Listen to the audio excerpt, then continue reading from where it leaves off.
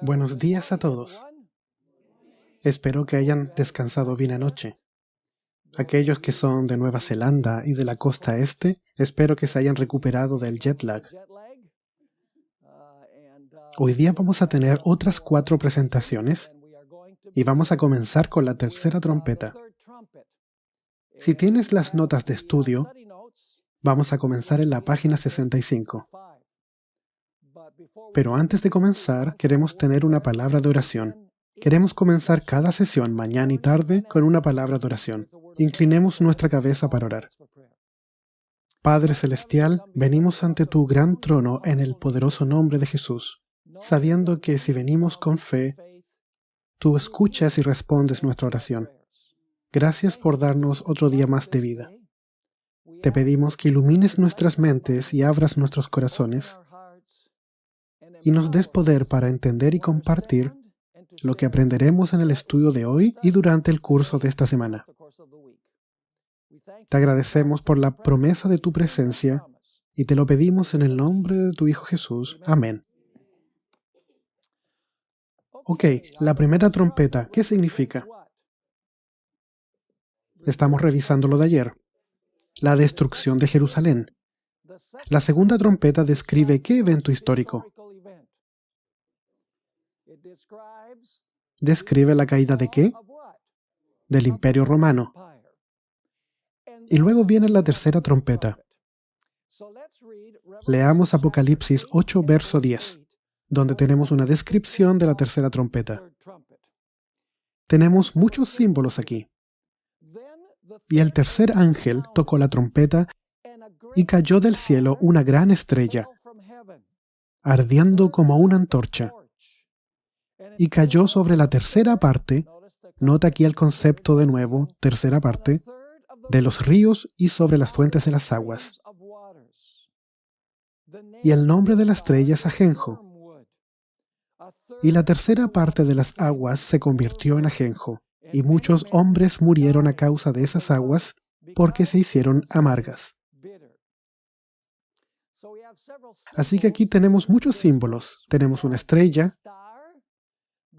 que cae. La estrella es comparada a una antorcha. Tenemos la contaminación de ríos y de fuentes de agua. No es los mismos mares que vimos ayer. Y tenemos el ajenjo, que amarga las aguas y la gente que la bebe se envenena y luego muere. Esa es la figura que tenemos de la tercera trompeta. Ahora demos un vistazo al contexto histórico, siguiendo lo que tenemos aquí en las notas de estudio. Hay pocas dudas de que la estrella que cae en la tercera trompeta se refiera en un sentido primario ¿a quién? A Satanás. Aunque, este es un importante detalle, la estrella no se puede referir a la caída original de Satanás desde el cielo. Porque eso pasa ¿cuándo? Pasa antes de la semana de la creación. Y la tercera trompeta está en la era cristiana. No se puede referir a la caída de Satanás en la cruz, porque Satanás tiene otra caída en la cruz. Tú sabes que en Juan 12 dice que el príncipe de este mundo ha sido arrojado fuera. Y en Lucas capítulo 10, verso 18, él dice que vio a Satanás caer como un rayo desde el cielo. Ellen White describe que con la caída de Satanás en la cruz, Jesús tomó el reino del mundo de nuevo, el gobierno legal del mundo. Así Satanás fue arrojado fuera en la cruz también. Y esto no se refiere cuando Satanás fue arrojado fuera en la cruz, porque la tercera trompeta toma lugar mucho después que Jesús murió en la cruz. Así que tenemos que mirar el contexto histórico para entender cuándo esto se aplica. Aunque esta trompeta, estamos abajo en la página 65, aunque esta trompeta no puede referirse principalmente a la caída de Satanás del cielo, al principio o en la cruz, sin embargo, el lenguaje recuerda mucho a la caída de Lucifer del cielo, como se describe en Isaías 14, del 12 al 14, ¿cierto? Leamos esos versos. Isaías, capítulo 14, versos 12 al 14. ¿Cómo caíste del cielo, oh lucero, hijo de la mañana? Cortado fuiste por tierra, tú que debilitabas a las naciones. A propósito, ¿qué significa Lucifer? Lucifer significa estrella de la mañana. Ese es el significado literal de la palabra Lucifer. Así que Lucifer es comparado a una estrella que cae. Verso 13. Tú que decías en tu corazón, subiré al cielo, en lo alto, junto a las estrellas de Dios, levantaré mi trono, y en el monte del testimonio me sentaré a los lados del norte. Sobre las alturas de las nubes subiré y seré semejante al Altísimo. Así que el pecado de Lucifer fue que quería tomar el lugar de ¿quién? Él quería sentarse en la montaña de Dios. El santuario está en la montaña de Dios. Y él quería ocupar el trono de Dios. ¿Les suena eso familiar? Volvamos a nuestro estudio. Los vínculos terminológicos entre la tercera trompeta e Isaías 14 y Apocalipsis 12 dejan pocas dudas de que la caída de Satanás está en el trasfondo de la tercera trompeta. Satanás, la estrella de la mañana, quien originalmente era perfecto, apostató y se convirtió ¿en qué tipo de estrella? Se convirtió en una estrella caída. ¿Y luego hizo qué? Luego profanó y envenenó a Adán y Eva con sus engañosas enseñanzas.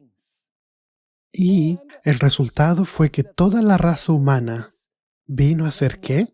Infectada con el virus del pecado. El resultado fue que toda la raza estuvo bajo sentencia de ¿qué? De muerte. Ese es el contexto en el que tenemos que revisar la tercera trompeta. La caída de esta estrella retrata la gran apostasía que contaminó a la iglesia desde adentro, cuando la Roma papal subió al poder desde la confusión que los bárbaros dejaron en el Imperio Romano. ¿Tú te acuerdas de que la segunda trompeta describía que los bárbaros habían destruido el Imperio Romano? Lo estudiamos ayer. Y de ahí se levanta la Roma católica papal. Así que esto está hablando del periodo en que la Roma católica papal comienza a levantarse, no cuando alcanza su apogeo de poder.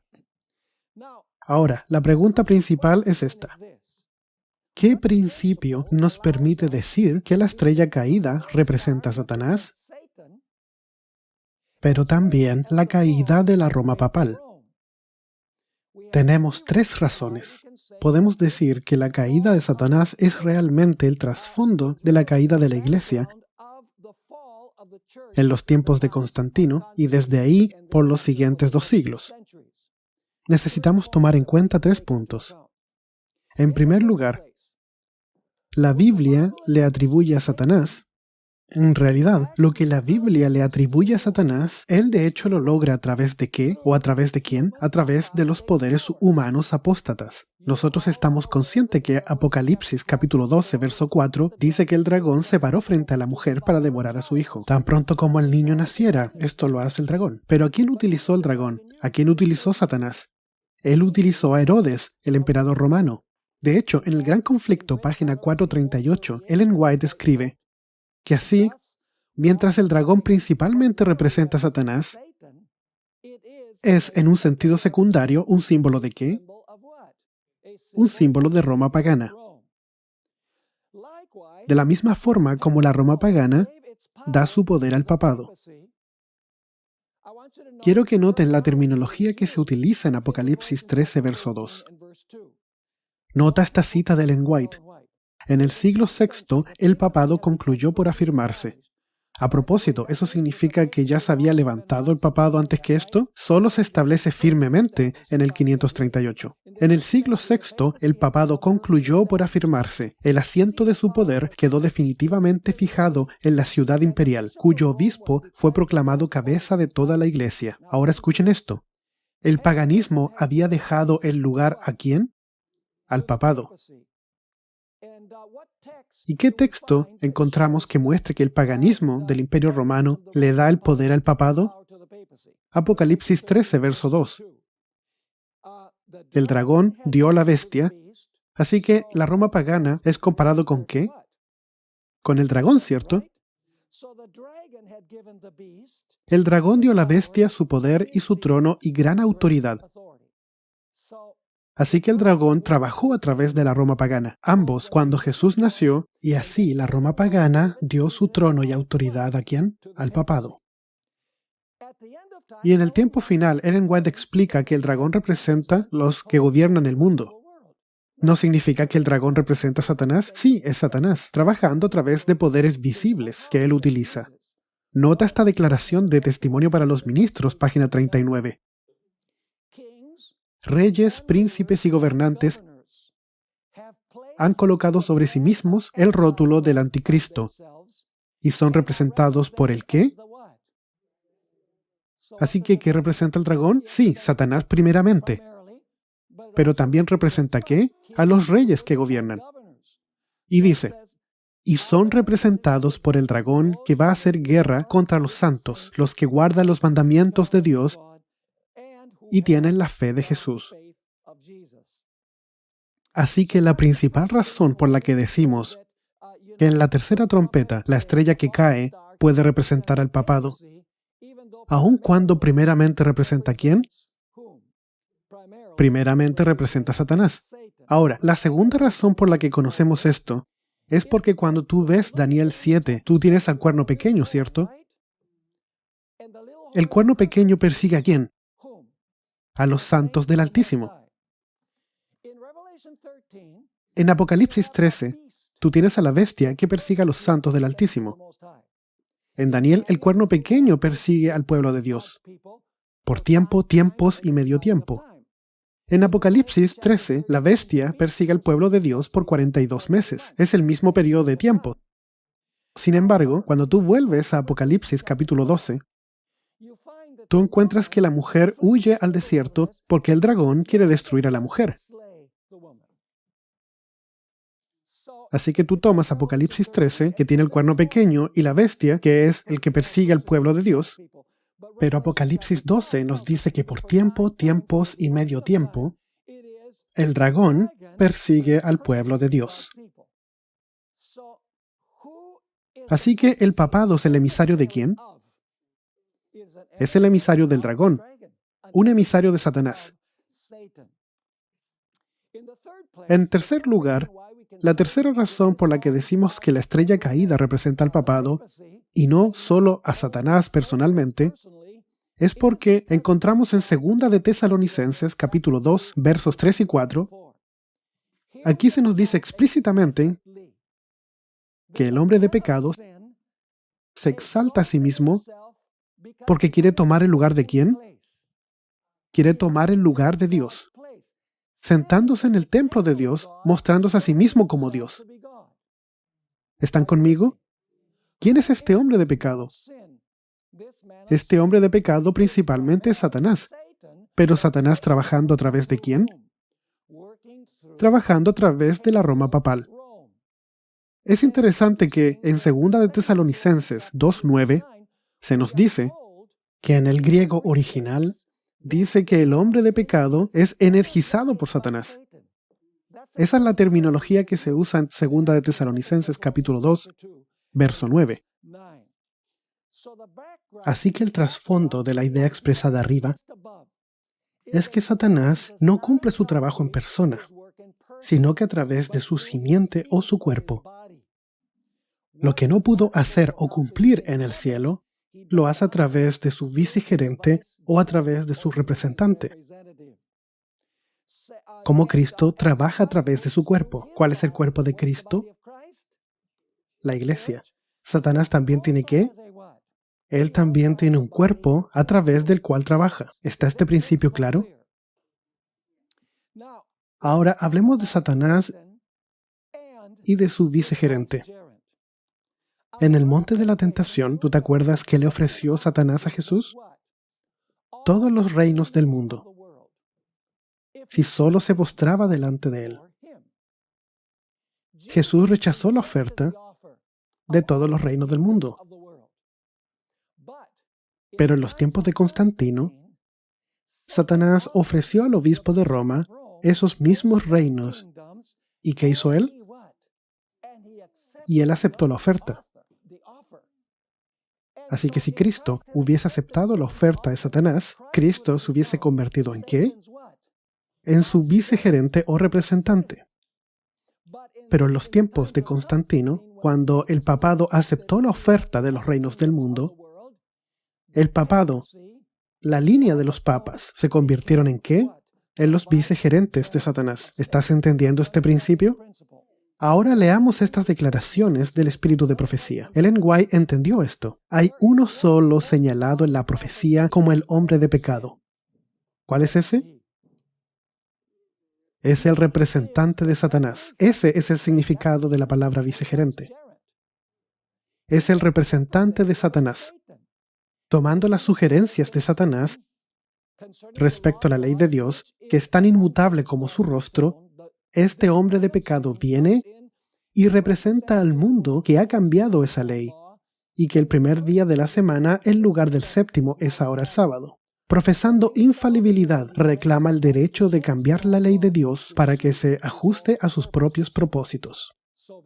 Así que claramente Ellen White explica que el papado es el representante de Satanás, porque el papado aceptó la oferta de los reinos del mundo. También encontramos esta otra declaración, Historia de la Redención, página 327.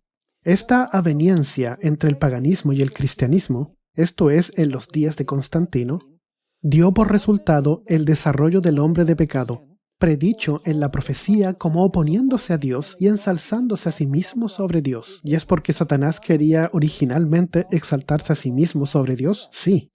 Ese gigantesco sistema de falsa religión es obra maestra del poder ¿de quién? Del poder de Satanás. Un monumento de sus esfuerzos para sentarse él en el trono y reinar sobre la tierra según su voluntad. ¿Es eso lo que realmente quería en el cielo? Así que ¿a través de quién hace su trabajo ahora? El papado. Ella continúa. A fin de asegurarse honores y ganancias mundanas, la Iglesia fue inducida a buscar el favor y el apoyo de los grandes de la tierra, y habiendo rechazado de esa manera a Cristo, tuvo que someterse ¿a quién? Al representante de Satanás, el obispo de Roma. Y cuando ella se refiere al obispo de Roma, ella no se está refiriendo a un papa en particular. Ella se está refiriendo a la sucesión entera de papas. Ella se refiere al papado, en otras palabras. Ahora vamos a la siguiente sección, Roma pagana y papal. Es importante considerar la secuencia cronológica de la segunda y tercera trompeta. Como ya estudiamos, el trono de Satanás estaba originalmente ¿dónde?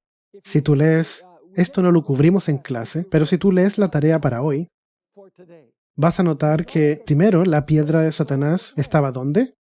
En la Roma pagana. Y entonces su trono fue transferido vía la iglesia de Pérgamo, la cual está en el período de Constantino. ¿Hacia dónde? Hacia la Roma papal, en el año 538. Si tú no leíste estas páginas, quizás estés un poco confundido ahora. Por eso recomendé que leyeran estas 12-13 páginas, que realmente abren los ojos. Cómo la religión de la antigua Babilonia es transferida directamente hacia el papado y al final a Estados Unidos. Esto es muy interesante. Continuemos. En todas las grandes líneas de profecía, la Roma pagana siempre está siendo seguida ¿por qué? Por la Roma papal. ¿La Roma papal continuó después de las piernas de hierro? Sí, porque las piernas tienen hierro y barro. El barro representa la iglesia, el hierro representa la continuación de Roma. Así que después del hierro del reino, tú tienes a otro reino, el cual está dividido en el barro cocido que representa la iglesia.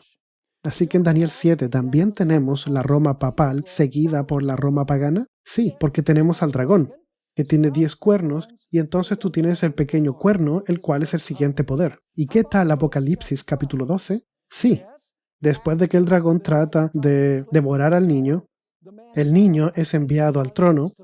Entonces el dragón persigue a la iglesia por tiempo, tiempos y mitad de tiempo. El papado es el siguiente poder en la escena. ¿Eso es verdad en Apocalipsis 13? Sí, el dragón da a su simiente el poder de la bestia, y entonces la bestia, el papado, persigue a la iglesia por 42 meses. ¿Están conmigo o no? En 2 de Tesalonicenses capítulo 2 hay una restricción que retiene al papado de manifestarse por sí mismo, que representa al Imperio Romano, Cuando la restricción es sacada, ¿qué sucede? Entonces el hombre de pecado se levanta. Entonces, déjenme preguntarles esto. ¿Qué sería la siguiente trompeta? Después de la segunda trompeta, la cual describe las invasiones bárbaras y la caída del Imperio Romano.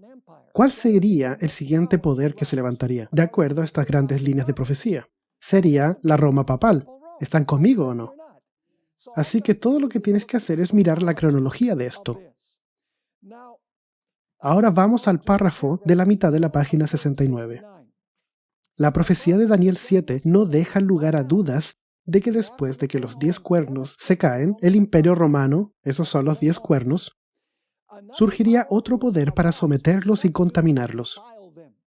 Segunda de Tesalonicenses explica que después de la remoción de esta restricción por los 10 cuernos, las tribus bárbaras, el hombre de pecado se revelaría sentado en el trono de Dios, que es la iglesia, mostrándose como Dios, al igual que Satanás pretendía hacer cuando cayó del cielo. Y dijo, seré como el Altísimo. ¿Están conmigo hasta acá? Vamos a la perspectiva de Segunda de Tesalonicenses 2, para ampliar esto un poquito más. En los escritos del apóstol Pablo, él siempre identifica el templo de Dios como la iglesia, nunca como el templo judío reconstruido, como algunos futuristas creen. Ellos dicen, tú sabes, que hay un anticristo que se va a sentar en el templo de Dios, así que el templo judío se tiene que reconstruir para que el anticristo se siente ahí. El problema es en que todos los otros textos que el apóstol Pablo se refiere al templo de Dios, él siempre dice que se refiere a la iglesia. Así que, ¿dónde el anticristo se va a sentar? Él se va a sentar en la iglesia. Él es un enemigo desde adentro. Vamos al párrafo que comienza con Juan 17, verso 12.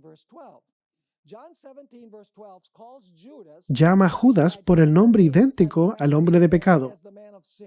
Judas es llamado hijo de perdición, el hombre de pecado es llamado hijo de perdición, así que deben tener un carácter similar, absolutamente. Judas fue un infiltrado que fingió lealtad a Cristo, pero secretamente lo traicionó con un beso. Estas tres expresiones en 1 de Tesalonicenses 2, la apostasía, a propósito, tú puedes apostatar solo si estás del lado de la verdad por algún tiempo. Así que la apostasía, el templo de Dios, el cual es la iglesia, y el hijo de perdición, claramente indican que un enemigo desde adentro, un enemigo caído desde adentro, traicionaría y envenenaría ¿qué? Y envenenaría la iglesia. Segunda de Tesalonicenses 2, 6 y 7 describe esta restricción tanto en género masculino como en neutro. Primero Pablo dice a los tesalonicenses, tú sabes lo que está frenando. Y luego usa el artículo él. Lo que está sirviendo para refrenar será sacado de ahí. Así que en otras palabras, Pablo usa tanto el género masculino como neutro. Ahora, ¿qué significa esto? En el siguiente párrafo, en Romanos 13, 1 al 10, vemos un fenómeno similar. Pablo comienza diciendo a los romanos que se sujeten a sí mismos. ¿A quién? A las autoridades que gobiernan. Entonces, en el verso 4, él usa el masculino singular él para referirse a un individuo que gobierna o las autoridades que gobiernan. ¿Están entendiendo este punto? Es bien claro aquí que él no se refiere a una persona en particular, sino que se refiere a alguien que gobierna un poder civil de Roma o en cualquier otro momento. ¿Cuántos están entendiendo esto? Bien, hay 4 personas. Vamos bien hasta acá. Nota esta interesante declaración del cardenal Edward Manning. Él se convirtió de la iglesia anglicana a la iglesia católica romana y luego fue un cardenal. Él escribió una interesante declaración y realmente no sabía lo que estaba describiendo. Él no sabía que estaba describiendo al papado, que es el poder de Segunda de Tesalonicenses 2. Leamos ahora qué fue lo que escribió. Ahora bien, el abandono de Roma. ¿Tú te acuerdas de Constantino? Tú sabes que él llevó la capital del imperio a Constantinopla. que es Estambul hoy en día. Así que él se está refiriendo a eso. Ahora bien, el abandono de Roma fue la liberación de los pontífices. En otras palabras, cuando Constantino, el emperador, fue al este del Imperio Romano, ¿qué pasó con el Papa? Con los pontífices fueron de repente liberados. ¿Por qué? Porque ellos eran soberanos del oeste. Y continúa. Cualesquiera que fuesen las pretensiones de obediencia de los emperadores y la conformidad del pontífice, toda la relación anterior, anómala y anulada, una y otra vez por los vicios y los ultrajes de los emperadores, fue finalmente disuelta por un poder superior. La providencia de Dios permitió, ahora notarás las invasiones bárbaras, la providencia de Dios permitió que una sucesión de interrupciones góticas, lombardas y húngaras desolara Italia y borrara de ella todo vestigio del imperio. ¿Está describiendo las invasiones bárbaras? ¿La segunda trompeta? Absolutamente. ¿Qué pasó cuando esto sucedió? Porque el emperador se fue. Así que no había orden en el oeste. Los bárbaros terminaron de destruir la economía y causaron desorden social y confusión. ¿Y luego qué pasó? Los pontífices se encontraron solos, las únicas fuentes de orden, paz, ley y seguridad. Y desde la hora de esta, ¿qué? Liberación providencial. ¿Liberación de quién? Del poder del emperador. Cuando por la intervención divina las cadenas, ¿qué? Las cadenas se desprendieron de las manos del sucesor de San Pedro. Así que este poder los estaba reteniendo antes. Sí. Las cadenas se desprendieron de las manos del sucesor de San Pedro, como antes de las suyas. Ningún soberano ha reinado jamás en Roma, excepto el vicario de Jesucristo. ¡Qué declaración! Él no sabía que estaba comentando 2 de Tesalonicenses 2 y que estaba incriminando al papado. Estoy seguro que Manning no sabía que lo que decía hablaba del papado.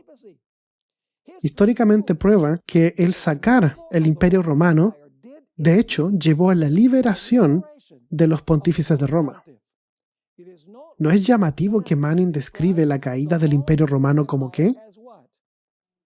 Como la caída de las cadenas del sucesor de San Pedro. Lo que estaba reteniendo fue sacado. De las palabras de Manning, podemos concluir que la caída del Imperio Romano removió las cadenas que restringían al obispo de Roma. ¿Están conmigo? Esto es muy importante de estudiar, el contexto histórico, la secuencia. Tú sabes, no solo interpretar los símbolos, tenemos que darle un vistazo al periodo histórico donde estos símbolos se aplican. Vamos a la página 71. Los padres de la primera iglesia eran unánimes en la opinión de que esa restricción fue una referencia del Imperio Romano en general y a un emperador en particular. Pablo lo hace claro, ya que en la iglesia de Tesalónica sabía quién era el restrictor. Pablo dijo, ustedes saben de quién hablo, si ustedes leen ese pasaje en 2 de Tesalonicenses. Sin embargo, Pablo escribe en un lenguaje velado. ¿Por qué? La respuesta es porque él no podía hablar abiertamente acerca de la caída del Imperio Romano, porque Roma gobernaba en esa época, ¿cierto? Bien, porque si él se atrevía a decir de que el Imperio Romano iba a caer, él podría ser acusado de sedición en contra del gobierno romano. Por lo tanto, Pablo fue ¿qué? Cauteloso. Ahora, los futuristas, y a propósito también el estudio bíblico de la Universidad de Andrews, dicen de que esta restricción era el Espíritu Santo. Pero ¿por qué Pablo usaría un lenguaje velado si iba a hablar de la remoción del Espíritu Santo? ¿Qué podría haber pasado? Eso no es controversial. Los romanos no hubieran tenido ningún tipo de problema con eso. Notemos varias declaraciones de los padres de la iglesia primitiva, donde ellos identificaron esta restricción como el Imperio Romano. El primero fue Tertuliano. A propósito, no vamos a leer todas estas declaraciones porque simplemente no tenemos el tiempo. Tertuliano vivió entre el 160 y el 240. Las invasiones bárbaras no ocurrían todavía, así que él escribe, porque el misterio de la iniquidad ya está obrando, solo que el que ahora estorba debe estorbar hasta que sea quitado del camino. Y ahora les pregunto, ¿qué obstáculo hay sino el Estado romano? Así que, ¿qué es lo que está restringiendo? la Roma pagana, cuya caída, al dispersarse en 10 reinos, él entendía que el imperio se iba a dividir en 10 reinos, introducirá al anticristo sobre sus propias ruinas. Y entonces se revelará el hijo de pecado. Él también escribe: el fin mismo de todas las cosas que amenazan con terribles males solo se retrasa. ¿Por qué? Por la existencia continuada del Imperio Romano. Ellos estaban viviendo en ese tiempo. Mira lo que Lactancio escribió al principio del siglo IV. El tema mismo declara que la caída y la ruina del mundo tendrán lugar en breve, pero mientras la ciudad de Roma permanezca, parece que no hay que temer nada de eso. En otras palabras, todo está bien mientras Roma esté gobernando. Sin embargo, cuando esa capital del mundo haya caído y se convierta solo en una calle, lo que Civilas dice que sucederá, ¿quién puede dudar de que el fin ha llegado a los asuntos de los hombres y del mundo entero? Es esa ciudad, solo esa, la que todavía sostiene todas las cosas. Así que ellos particularmente oraban al Señor para que mantuviera el Imperio Romano en su lugar, porque ellos sabían de que algo peor sucedería después de él. Nota lo que Cirilo de Jerusalén escribió. Él vivió entre el 318 y el 386. Pero el mencionado anticristo vendrá cuando los tiempos del Imperio Romano hayan ¿qué? ¿Él entendía lo que iba a suceder? Ciertamente. Cuando los tiempos del Imperio Romano se hayan cumplido y se acerquen al fin del mundo, se levantarán 10 reyes de los romanos. Así que está hablando de la división de Roma también. Reinando tal vez en diferentes partes, pero todos al mismo tiempo. Y después de ellos, un 11º, el anticristo, que con su mágica astucia se apoderará del poder romano y de los reyes que reinaron antes que él. A 3 los humillará y a los 7 restantes los mantendrá sometidos a sí mismo.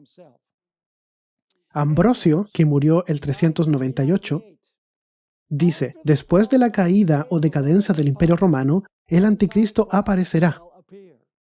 Crisóstomo, que murió el año 407, para esta altura las invasiones bárbaras estaban sucediendo, él dice: cuando el Imperio Romano sea quitado del camino, él realmente se está refiriendo a 2 de Tesalonicenses 2. Entonces él, el anticristo, vendrá. Y naturalmente, porque mientras dure el temor a este imperio, nadie se exaltará voluntariamente, pero cuando éste se disuelva, en otras palabras, cuando el Imperio Romano sea disuelto, atacará a la anarquía y se esforzará por apoderarse del gobierno tanto del hombre como de Dios.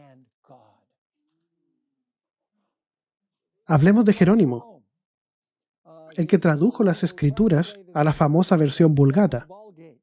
Él escribió: el que contiene, que significa el que restringe, es quitado del camino, y sin embargo no nos damos cuenta de que el anticristo está cerca. Él está diciendo: tú sabes, las invasiones bárbaras están pasando ahora. El Imperio Romano va a caer. Él dice, y no nos damos cuenta de que el anticristo está cerca. Ellen White escribe una declaración significativa también. Ella escribe en El Gran Conflicto, página 49, el espíritu de aveniencia y de transacción fue coartado. ¿Qué fue qué? ¿Coartado por qué? Por algún tiempo, por las terribles persecuciones que sufriera la Iglesia bajo el régimen del paganismo, en otras palabras, bajo el Imperio Romano. Mas, habiendo cesado la persecución, esto es, en los tiempos de Constantino, la tercera trompeta, y habiendo penetrado el cristianismo en las cortes y palacios, la Iglesia dejó a un lado la humilde sencillez de Cristo y de sus apóstoles por la pompa y el orgullo de los sacerdotes y gobernantes paganos, y sustituyó los requerimientos de Dios por las teorías y tradiciones de los hombres. A propósito, ¿el papado está restringido ahora de nuevo? ¿Quién puso la restricción en el papado? Bien, hay 2 respuestas. Una es la Revolución Francesa, la herida de muerte, y segundo, Estados Unidos de Norteamérica. La tierra ayuda a la mujer que era perseguida, y la Francia le da al papado la herida mortal, de la cual aún no ha sanado. Así que Ellen White describe que hay una restricción actual de los poderes civiles del mundo y que van a ser removidos de nuevo. Nota esta declaración. Deróguense las medidas restrictivas impuestas en la actualidad ¿por quién? Como el gobierno secular de Roma. En el pasado restringió al papado y después que el papado gobernó recibió la herida de muerte. Ella dice, las medidas restrictivas impuestas en la actualidad por los gobiernos civiles, ¿qué cosa? Deróguense y déjese a Roma, ella está hablando de la Roma papal, que recupere su antiguo poder y se verán resucitar en el acto su tiranía y sus persecuciones. Esta declaración es muy significativa, ¿cierto? Porque ella usa la misma terminología de 2 de Tesalonicenses 2. Al sacar a los gobiernos seculares, va a sanar la herida y el papado hará lo que había hecho durante su dominio. Y Don hizo una pregunta bien interesante ayer acerca de Ellen White y si ella decía algo con respecto a la desintegración del Imperio Romano. Esta es la única declaración que pude encontrar en los escritos de Ellen White, pero seguro que hay más, pero no los he encontrado, donde ella describe acerca de la diseminación del Imperio Romano por las invasiones bárbaras, cómo el imperio se desmoronó en partes y entonces el papado se levantó. Este es el volumen 1 de Manuscritos Liberados, página 50. El vasto imperio de Roma se ¿qué? Aquí tienes lo que las invasiones bárbaras hicieron. Derrumbó en pedazos. ¿Y de sus qué? De sus ruinas surgió ese poderoso poder, la Iglesia Católica Romana. Esta iglesia se jacta de su infalibilidad y de su religión hereditaria. Así que Ellen White reconoció que las invasiones bárbaras destruyeron y arruinaron el imperio. Ella ciertamente lo hace.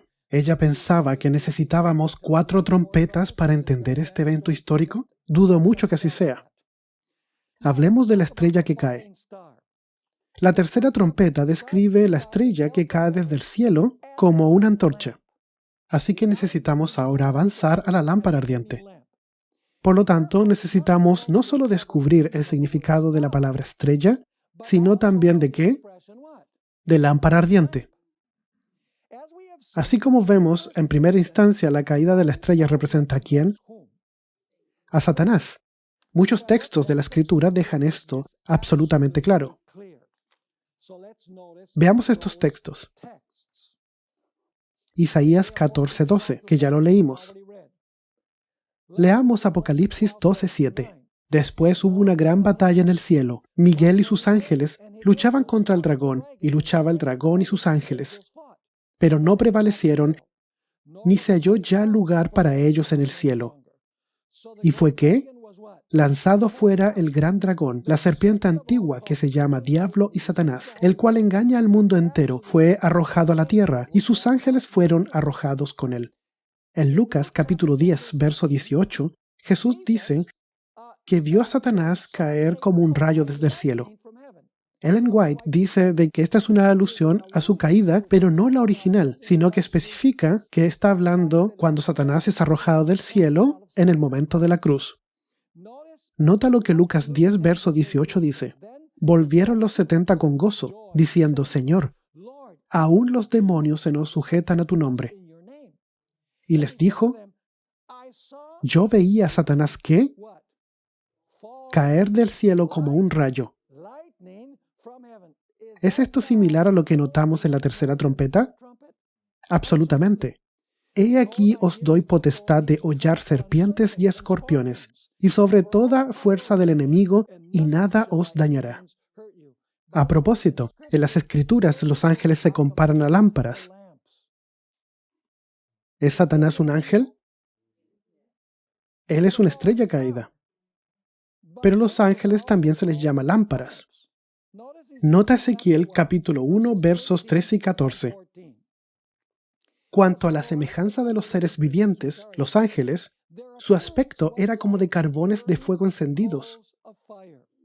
¿Como visión qué? De hachones encendidos, antorchas. Interesante. Que andaba entre los seres vivientes, y el fuego resplandecía, y del fuego salían ¿qué? Y vi a Satanás que caía como ¿qué? Como un rayo. Ángeles son comparados como lámparas, relámpagos. Verso 14. Y los seres vivientes corrían y volvían a semejanza de ¿qué? A semejanza de relámpagos. Estamos arriba en la página 75. Como ya vimos, sin embargo, la estrella que cae desde el cielo, en este punto, no puede representar ¿a quién? A Satanás, porque él ya cayó mucho tiempo atrás, tanto del cielo como en el momento de la cruz. Entonces la estrella debe representar algo que viene después. Y demos un paso más ahora. No solo se nos dice que Satanás era una estrella, y no solo a los ángeles se les llama lámparas, o antorchas, como dice aquí, sino que en el Nuevo Testamento lámparas es de hecho una antorcha, porque ellos no tenían lámparas como hoy. Las lámparas, de hecho, eran antorchas. Así que la estrella no solo representa ángeles en la Biblia, sino que frecuentemente son representados por el pueblo de Dios, quienes son los agentes de Dios en predicar el Evangelio puro. En Apocalipsis 1, verso 20, las 7 lámparas en la mano derecha de Jesús representan ¿qué? Los mensajeros o los pastores de las 7 iglesias. Así que sí, a Satanás se le llama una estrella caída, pero la estrella también puede representar ¿qué? Puede representar al pueblo de Dios. Nota Apocalipsis capítulo 1, verso 20. El misterio de las 7 estrellas que has visto a mi diestra y de los 7 candeleros de oro. Las 7 estrellas son ¿qué? Son los ángeles o los mensajeros mejor. O las 7 iglesias, y los 7 candeleros que has visto son las ¿qué? Las 7 iglesias. Ahora, las 7 estrellas que están en la mano derecha de Jesús. Eso representa que Jesús ¿qué? Que Él dirige el trabajo de estos mensajeros. Las 7 iglesias representan ¿qué? 7 eras consecutivas o periodos de la historia de la iglesia. Así que las 7 estrellas deben representar los mensajeros o pastores que proclaman el mensaje de la iglesia en cada uno de estos periodos. ¿Están entendiendo este punto? Así que eso representa que en cada iglesia hay una estrella. Y cada una de esas estrellas representa a un líder religioso de un periodo particular, representado por esa iglesia. Esos predicadores tenían que mantener el evangelio puro, ¿cómo? Vivo. Ellos no eran estrellas caídas. Ellas eran estrellas mantenidas en el cielo para dar luz. Continuemos. Apocalipsis 12, verso 1. Porque vamos a aprender que está diciendo que las estrellas no solo representan ángeles, pero también representan ¿qué? Seres humanos que hacen la obra de Dios. En Apocalipsis 12, verso 1, estas 12 estrellas en la corona de la mujer representan ¿qué? Los 12 apóstoles del Cordero. ¿Qué hacen ellos? Ellos enseñan la verdad, como lo hizo Jesús. En Zacarías 9, verso 16, el profeta vio al remanente final bajo el símbolo de estrellas en la corona de gloria.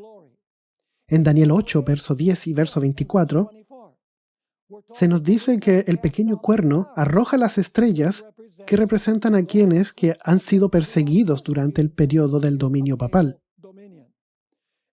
Y en Daniel 12, verso 3, se nos dice que el sabio resplandece como las estrellas por la eternidad.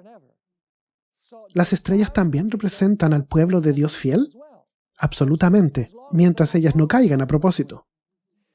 Ahora, Ellen White da un comentario muy importante acerca de las estrellas, que se encuentra en Hechos de los Apóstoles, página 586 y 587.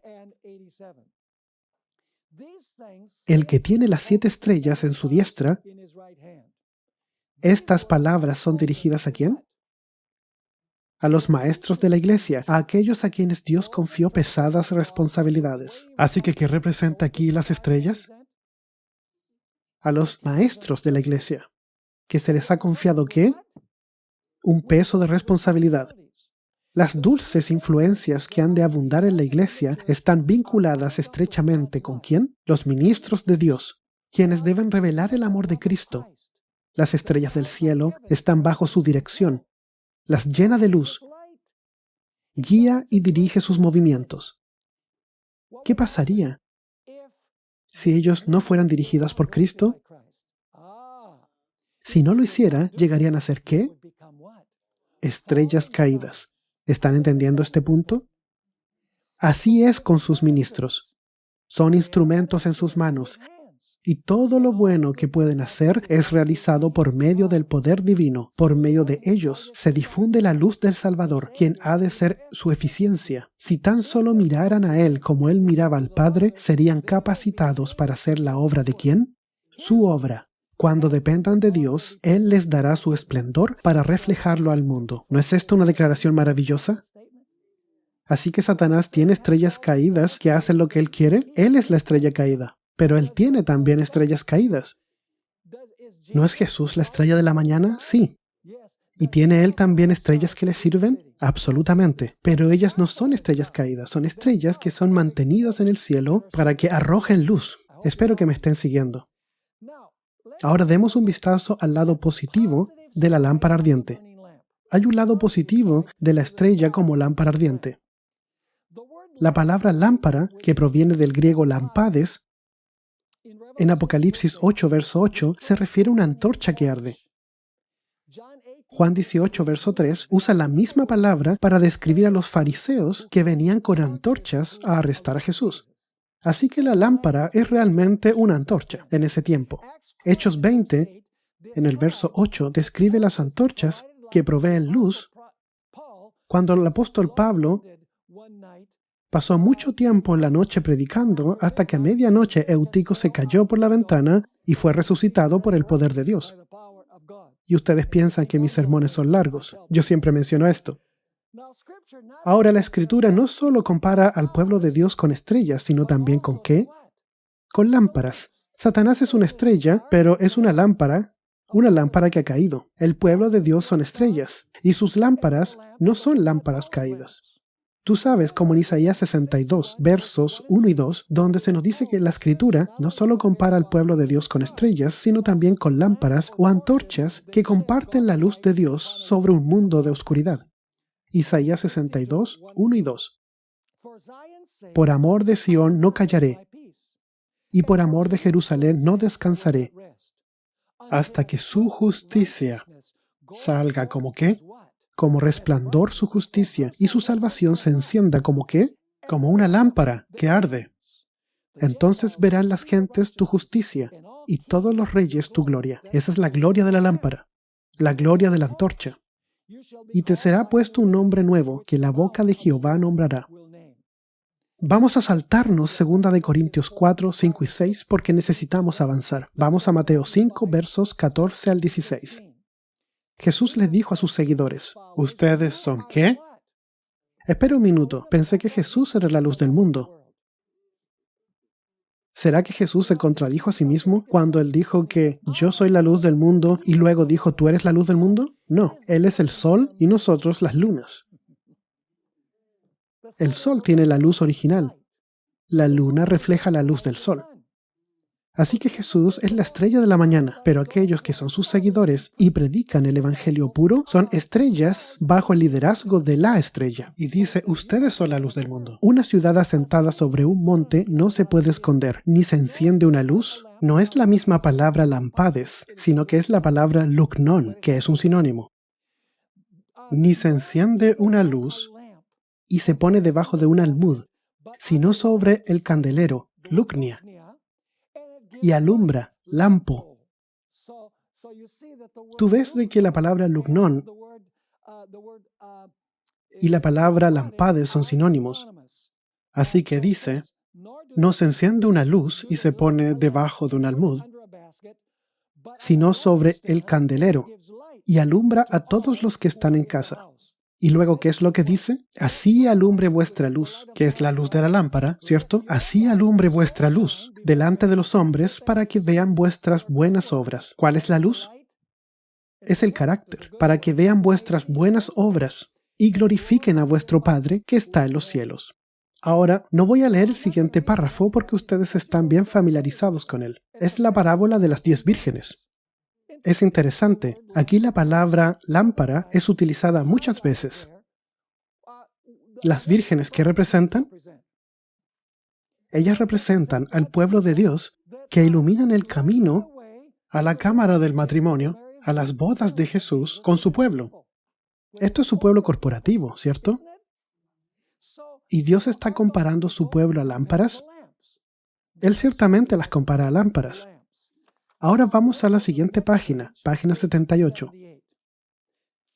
El pasaje de Mateo 25 describe al pueblo de Dios como iluminando el camino a la cámara del novio en la boda. La idea de esta parábola es que los humanos arrojan luz ¿como qué? Como lámparas. Nota esta interesante declaración de Palabras de Vida del Gran Maestro, página 414. Así los seguidores de Cristo han de verter luz sobre las tinieblas del mundo, por medio del Espíritu Santo. Ese es el aceite de la lámpara a propósito. La palabra de Dios es una luz cuando llega a ser un poder transformador en la vida del que la recibe. Implantando en el corazón los principios de su palabra, el Espíritu Santo desarrolla en los hombres los atributos de Dios. La luz de su gloria, su carácter, ¿ha de qué? Ha de brillar en sus seguidores. Así que, ¿de quién es la gloria original? Jesús. Nosotros reflejamos su gloria. ¿Es así también como trabaja Satanás? Satanás, como estrella caída, la lámpara caída, ¿trabaja a través de otras lámparas caídas? Ciertamente lo hace. Son estrellas caídas. Entonces ella concluye diciendo, así ellos han de glorificar a Dios, han de iluminar el camino a la casa del esposo, a la ciudad de Dios, a la cena de bodas del Cordero. No estoy seguro si podremos llegar a esta parte de nuestro estudio que trata sobre los vestidos de boda, pero deberías leerlo, porque muchas veces el pueblo de Dios es referido como los invitados a la boda. Y también se les llama la novia. Así que, ¿cómo puede ser la novia y los invitados? Bien, puede que no tengamos tiempo de llegar ahí, pero hay una explicación muy cuidadosa en la sección que sale más adelante, al final de estas notas de estudio, sobre las bodas.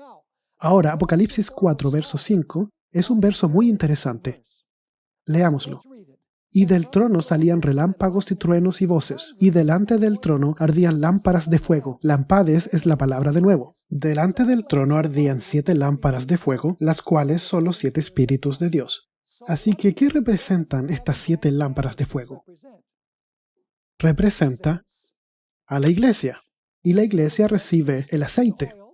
Y la iglesia provee, ¿qué? Luz, porque las lámparas representan a las 7 iglesias. 7 periodos históricos de la iglesia. Así que durante los 7 periodos de la historia de la iglesia, el aceite va a la lámpara en ese específico periodo de la iglesia. ¿Y la iglesia da qué? Y la iglesia da luz. Así que tú sabes de que la iglesia derrama la luz de Jesucristo a través del poder de su Espíritu Santo. Y así también la Biblia habla de que la palabra de Dios es una lámpara. ¿Y qué es lo que predica el pueblo de Dios? Bueno, ellos predican la palabra, ¿cierto? Así que el pueblo de Dios son las lámparas porque ellos predican el contenido que se encuentra en la lámpara, ¿cierto? Y dice en el Salmo 119, 105, lámpara es a mis pies tu palabra y lumbrera a mi camino.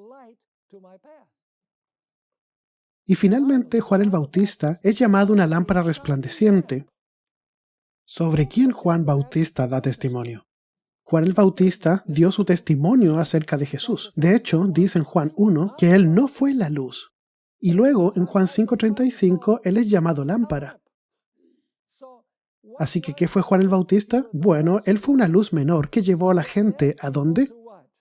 A una luz mayor. Estamos en la página 79. Esta es una declaración muy importante de Ellen White, hablando a la juventud de la iglesia. ¿Tú eres qué?